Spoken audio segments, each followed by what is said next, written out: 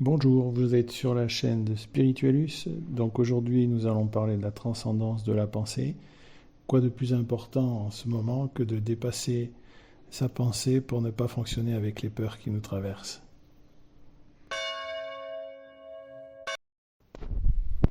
Ce qu'il y a de moderne par rapport à l'époque de Matsu, ou alors à l'époque avant Jésus-Christ, l'époque de Jésus-Christ, toutes ces périodes-là, en fait, avec la naissance de religion, des mystiques, c'est qu'aujourd'hui, en fait, on a la psychologie. Et, euh, et la psychologie a quand même apporté beaucoup de choses par rapport, en fait, au spirituel. C'est-à-dire que très souvent, on va démarrer, en fait, le spirituel, souvent par des éléments de psychologie. D'ailleurs, il y a des acteurs du spirituel qui sont de fins psychologues, en fin de compte. Mais déjà, c'est un premier outil. C'est un premier outil. Et donc, nous, ce qui nous intéresse là, ça va être de voir un petit peu ce que c'est que la personnalité, ce que c'est qu'une sous-personnalité, mais sous l'angle de l'éveil. Ça veut dire qu'en fin de compte, on va s'éloigner un petit peu peut-être de ce qui est définition de psychologique, mais pas trop quand même. On peut encore s'en servir, mais on va plutôt parler de clichés de pensée, c'est-à-dire qu'on va s'extraire en fait de la personnalité qui pense, et plutôt voir ça comme des clichés de pensée, où la pensée finalement, elle ne nous appartient pas vraiment. Et c'est vrai que on peut voir ça déjà avec Jung, c'est-à-dire le successeur de Freud, hein, qui n'était pas forcément en accord avec Freud. Donc Jung qui pensait déjà en fait à de l'égrégore collectif, et qui disait c'est bizarre, il y a comme une pensée collective. Il y a quelque chose qui existe au travers du collectif et que le personnel est capable de capter et de s'approprier tout en pensant que c'est sa propre pensée. Voilà. Donc c'est un petit peu, il y a même Philippe de Lyon qui parlait de clichés. Et donc on va un petit peu voir les choses sous cet angle-là.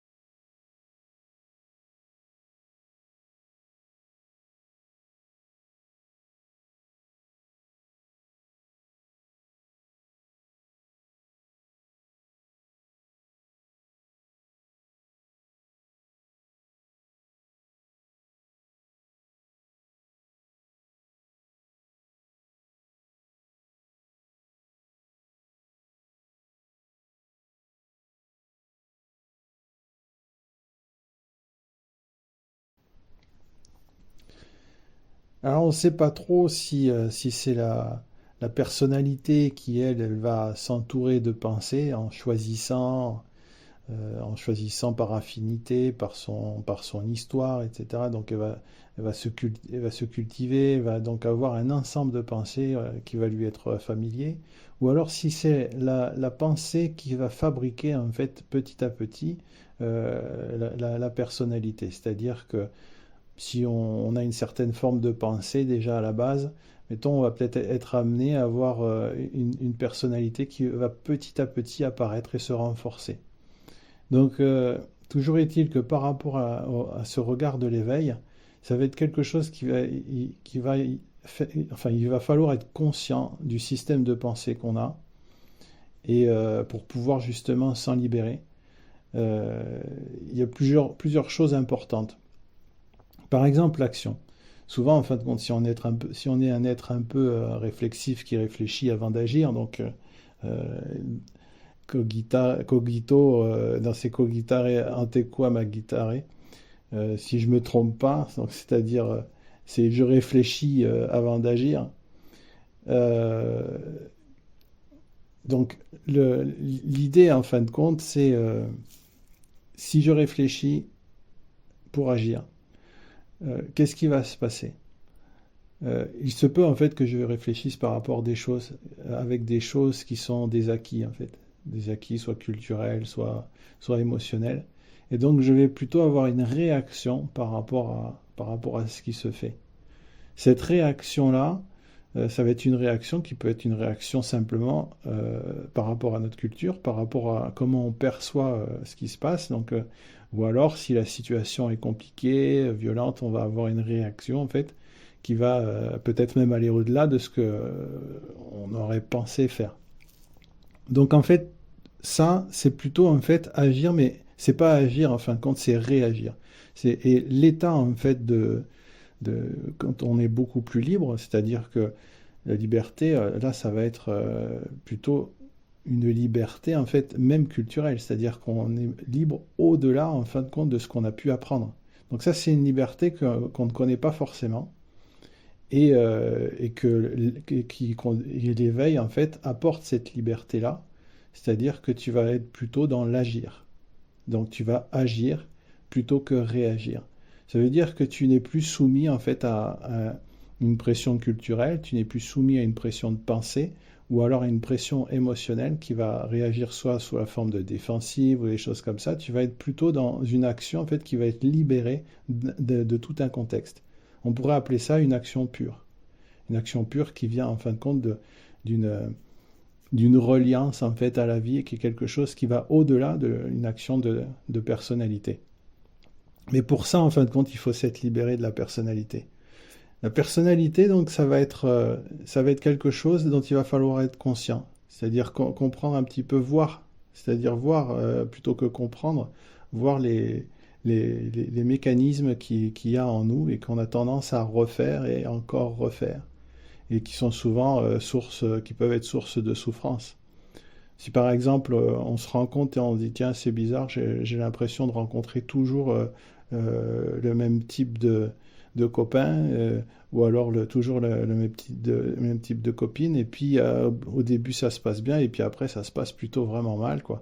Pourquoi est-ce que j'ai toujours tendance à rencontrer ce genre de personnes? Voilà.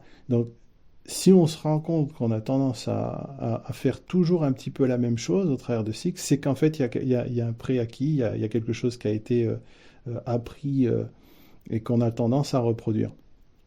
Soit ça a été appris par l'intermédiaire du contexte familial, culturel, soit ça a été appris sans qu'on s'en rende compte au travers d'un système inné, parce que ça, c'est aussi possible.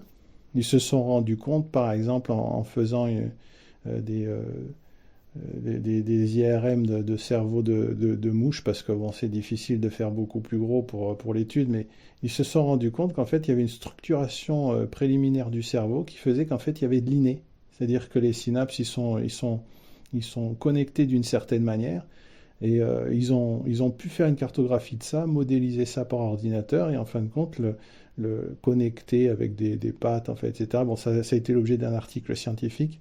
Et ils se sont aperçus, en fin de compte, que en mettant le système, donc avec cette connexion de quelques 150 000 synapses, ce qui n'est pas énormément difficile à modéliser sur ordinateur, donc ils se sont aperçus que du coup, il y avait un comportement en fait où la mouche marchait, la mouche virtuelle qu'ils avaient reproduit par ordinateur, connectée donc à ce réseau-là, de 50 000 synapses, et neurones, et bien en fin de compte, la mouche marchait. Alors elle marchait vraiment avec le mouvement des pattes qui était très bien réalisé, et donc pour avancer, aller à droite, aller à gauche de manière erratique pour aller ausculter le terrain, enfin voilà quoi.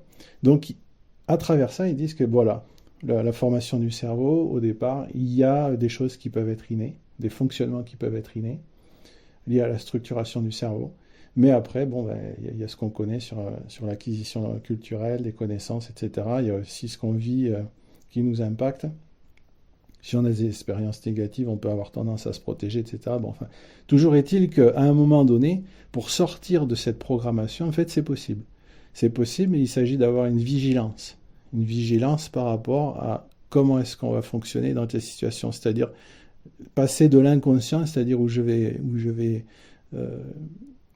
agir de manière inconsciente, en fait, donc du coup agir plutôt sans savoir pourquoi, mais donc par réaction, en fin de compte, soit au contexte, soit à la situation, et passer de ça à quelque chose d'un peu plus conscient pour justement commencer à mettre en lumière ces éléments de pensée. Voilà. Et donc, en fait, on va vraiment parler d'éléments de pensée parce qu'en fait, il y a vraiment une mise en lumière de ça, de ces éléments de pensée. Et quand on commence à les mettre en lumière, eh bien, ils vont commencer à ce qu'on appelle se dissoudre. Et là, on est en train de passer vraiment dans quelque chose qui est assez vibratoire, qui est très moderne comme conception spirituelle, où en fin de compte, la pensée a une densité vibratoire et elle peut être autonome. C'est-à-dire que elle va arriver dans la pensée et elle va dire moi, voilà. Moi, elle va se substituer et on va pouvoir s'identifier en disant ah oui, c'est moi qui pense comme ci, comme ça. Et donc le système, à partir du moment où je m'identifie à lui, eh bien, il va pouvoir fonctionner. C'est-à-dire que bon, ben voilà, c'est moi, je vais fonctionner comme ça. Et en fait, le cliché qui va apporter son ensemble de pensées avec, ben en fait, on le capte et on va penser à travers ça. Et si on a l'œil pour voir ça, c'est-à-dire que si on a cette sensibilité vibratoire, on peut le voir ça. On peut voir vraiment ce mécanisme de pensée qui arrive et on peut voir en fait, il y en a certains même qui voient en fait les idées arriver et les idées sortir. L'histoire de l'ampoule en fait qui s'allume au-dessus de la tête, ben, il y en a certains qui voient des choses comme ça, qui voient en fait soit des petites lumières blanches qui arrivent, soit des petites lumières noires qui sortent. Et ça, en fin de compte, c'est vraiment des clichés, en fait, de pensée. On croit que nous, on pense, en fait, voilà, c'est moi qui pense parce que j'ai appris, bla, bla, bla. Et en fait, on a une conception personnelle où notre moi se construit à travers cet ensemble de pensées et de clichés. Et quand on commence à s'éveiller, on commence à s'apercevoir, en fait, que les pensées ne nous appartiennent pas. Et ça, c'est vraiment fondamental. C'est-à-dire qu'on commence à se libérer, en fait, des pensées.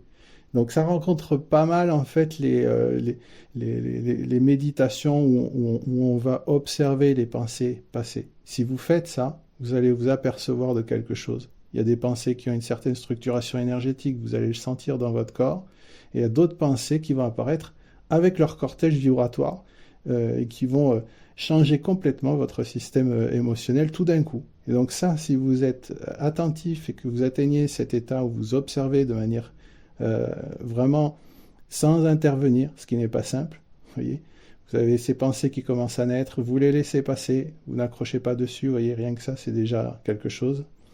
Et vous les laissez passer. Et là, vous commencez à observer que ces pensées-là, en fin de compte, elles sont différentes les unes des autres.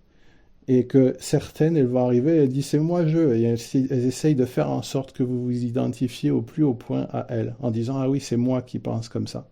Et c'est comme ça qu'un système de pensée est capable de rester, à partir du moment où vous vous identifiez à elle. Et d'une manière massive, en fait, quand on intègre une masse de gens ou qu'on est un peu grégaire communautaire, on va aller avec des copains et tout, et on va commencer à partager en fait un système de pensée. Et il n'y a pas que le fait de l'exprimer, il y a aussi le fait de le partager de manière vibratoire. Donc là, on entre dans quelque chose qui sort en fin de compte de tout ce qui peut être psychologique. On est vraiment dans autre chose qui est une expérience très différente en fait de la réalité de la pensée. Et donc, quelqu'un qui va être un petit peu médium ou qui va faire cette méditation en fait d'observation, déjà, il va pouvoir voir pour lui-même comment ça se passe au niveau des pensées. Et donc, les voyants, il va les mettre en lumière. Vous voyez, c'est ça aussi. C'est-à-dire l'éclairage de la conscience fait qu'il y a une montée vibratoire au niveau de ces clichés de pensée. Il y a des clichés, par exemple, qui peuvent être assez bas au niveau vibratoire, qui vous amènent en fait à avoir peur de ceci, cela, et qui vont émerger comme ça. C'est souvent ce qui se passe lorsque on a une vie quotidienne un peu agitée, on se dit, voilà, je voudrais méditer pour m'apaiser ma pensée. Et là, eh bien, on va avoir des pensées qui vont venir, en fait, et qui vont venir de manière, avec leur cortège vibratoire émotionnel, et qui vont arriver qui vont générer des peurs, et tout ça, en fin de compte, ça va fonctionner parce qu'on est identifié avec. Et à partir du moment où on les voit, on apporte cette lumière de conscience dessus. Et là, en fin de compte, ces clichés de pensée, plus il y a cette conscience qui apparaît, même si on y applique de l'amour dessus, parce que là, en fait, ça ne peut pas tenir. En général, si c'est trop bas vibratoirement, ça vous quitte. Vous voyez, ça vous quitte, ça ne peut pas tenir. Donc c'est pour ça, ce serait la deuxième étape en fait de la méditation, c'est quand vous avez des pensées en fait où il y a des peurs qui sont avec, vous leur appliquez comment dire, c'est un certain amour, une attention, mais du cœur, quoi. Vous le rejetez pas, vous, parce que le rejet va amplifier en fait ce type de cliché de pensée. Ce type de cliché de pensée, quand il est négatif, il s'entretient avec le négatif. Si vous lui donnez de l'amour, en fait, il ne pourra pas tenir. Et en plus de ça, vous regagnez le territoire de votre être, c'est-à-dire que toute cette pollution, en fait, elle va partir. À partir du moment où vous êtes en état d'observation, vous voyez ce qu'il y a. Et donc, c'est comme un nettoyage par la conscience et par l'amour. Vous voyez, donc ça, c'est quelque chose d'important. Et donc, vous pouvez avoir ce qu'on va appeler, en fait, des sous-personnalités. Des sous-personnalités qui vont être des éléments, en fait, de clichés, qui vont être beaucoup plus renforcés avec un, un cortège de pensées, et en fait, qui vont être là et qui vont, en fait, faire partie de votre personnalité générale, si vous voulez. Mais à mesure que vous vous libérez, vous commencez en fait à aller voir ces petites sous-personnalités. Vous voyez qu'en fait, ça pense à travers vous, quoi. Vous voyez, ça c'est un peu particulier. Ça pense à travers vous. C'est pas vous qui pensez, en fait, c'est le cliché qui est là. Et hop, ça met en mouvement, en fait, le système de pensée. Déjà, quand vous voyez ça, c'est que vous êtes vraiment libéré, en fait, du roulis du mental, quoi, déjà. Vous voyez. Donc ça, c'est une approche très différente. C'est une approche très différente, en fait, de ce qu'on a l'habitude de vous montrer. Et, euh, et en fait, la plupart du temps, vous voyez, le moi, c'est une identification, en fait. C'est-à-dire que dans la vie de tous les jours, on va avoir tendance à s'identifier, mais en fait, à travers ces clichés-là. Ces clichés-là, ils vont dire moi, je. Voilà, moi, je. Et à ce moment-là, il y a une sorte de centre, en fait, qui se crée, qui est la présence du moi, en quelque sorte. Et en fin de compte, ce moi-là, il va être là partout. Ça veut dire que il va être là dans vos rêves, il va être là dans votre interprétation de la vie. Enfin, ça va être c'est mon histoire et je suis le héros ou l'héroïne de mon histoire. Vous voyez? C'est que de toute manière, quoi qu'il vous arrive, que vous soyez victime ou bourreau ou que vous soyez quelqu'un de très humble ou alors de très prétentieux, de toute manière, même étant humble, vous êtes l'héroïne ou l'héros de votre histoire. Et ça, c'est la présence de ce moi-là. Il n'y a rien, en fin de compte, qui vous rapproche. Au niveau de l'éveil, si vous êtes plus humble ou plus prétentieux. C'est la même chose, en fin de compte. Un moi qui se constitue dans l'humilité, ben, en fin de compte, il va avoir un ensemble de clichés de pensée, d'humilité qui vont venir se greffer. L'écrantage, en fait, vis-à-vis de la présence, il est toujours là, ça filtre quand même, quoi. Donc, alors, c'est sûr que ça a l'air d'être beaucoup plus vertueux d'être humble. Socialement parlant, les autres, ils sont contents, quoi. Ils se disent, ouais, cette personne-là, je l'adore, etc. Et quelque part, par l'intermédiaire de l'humilité, vous gagnez, en fait, en sociabilité. Mais, du coup, c'est pas la voie, quoi, pour se libérer pour se libérer de l'éveil, pardon, pour se libérer, en fait, de la pensée, c'est pas la voie, en fait. Le- C'est-à-dire que c'est un peu les deux faces d'une même pièce, si vous voulez. Vous avez d'un côté, je suis humble, de l'autre côté, je suis prétentieux. Et en fin de compte, c'est cette même pièce qui est quand même un filtre. Vous voyez? Donc, c'est pas une morale qui va vous libérer, en fait. Ça n'est pas une morale, c'est pas comme ça. C'est de voir vraiment le système. Vous voyez, est-ce que je me comporte comme une victime? Est-ce que je cherche à être humble? Vous voyez, donc c'est en quelque sorte de la fausse humilité, mais il faut quand même s'en rendre compte. Ou alors est-ce que j'essaye d'être prétentieux ou je suis prétentieux, mais qu'est-ce que je cache en fait? Si je suis prétentieux, souvent je cache une vulnérabilité. En réalité, derrière, je ne me sens pas à la hauteur, vous voyez, donc tout n'est pas comme ça a l'air d'être. Donc c'est pour ça que le sortir de la personnalité, c'est pas une notion de morale. Vous voyez, c'est plutôt vraiment on met la lumière on met la lumière sur le cliché de pensée. Vous voyez, c'est une histoire de lucidité. Et quand vous commencez à voir ces clichés de pensée, et à ce moment-là, quand vous voulez agir, déjà vous êtes beaucoup plus libre en fait. Vous n'avez pas cet ensemble en fait sous-jacent derrière qui vous cache la perception directe des choses. Vous voyez. Vous êtes moins en réaction, parce que quand on est en réaction, souvent ce qui se passe, c'est que ça passe par l'intermédiaire d'un cliché de pensée, et hop, voilà, je vais réagir comme ça, vous voyez, je vais réagir, quoi.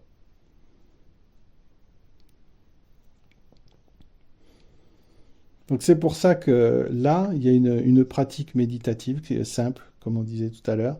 Ça va être de, ce que certains font d'ailleurs, c'est de se poser, voilà, vous êtes calme, vous vous posez, et puis vous regardez vos pensées simplement. Et il faut avoir un amour simple envers ce qui se passe. Vous voyez, vous vous jugez pas, quoi. Vous jugez pas. Ces pensées ne vous appartiennent pas. Elles sont là. Des fois, vous vous en servez, vous voyez. Peut-être vous vous en servirez plus. Mais elles sont là. Et puis elles passent. Et à mesure que vous les voyez, vous les laissez passer, eh bien, c'est comme un nettoyage. Vous vous libérez de ça. Vous voyez, vous vous en libérez. Et vous devenez conscient. Vous êtes plus dupe, en fait, de la machinerie à penser. Vous voyez, vous pouvez faire ça, vous n'êtes pas obligé de faire ça longtemps. Vous voyez, si vous faites ça 15 minutes une fois de temps en temps, déjà ça vous donne un certain regard, quoi.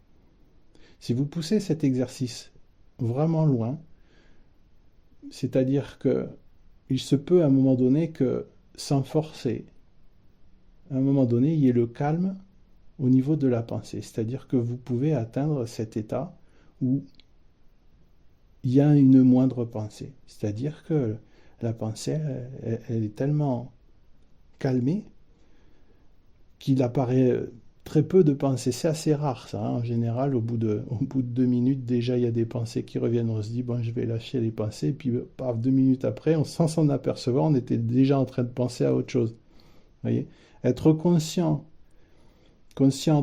sans, sans qu'il y ait des pensées qui arrivent comme ça tout le temps, c'est un état en fait qui vient par accueil en fait.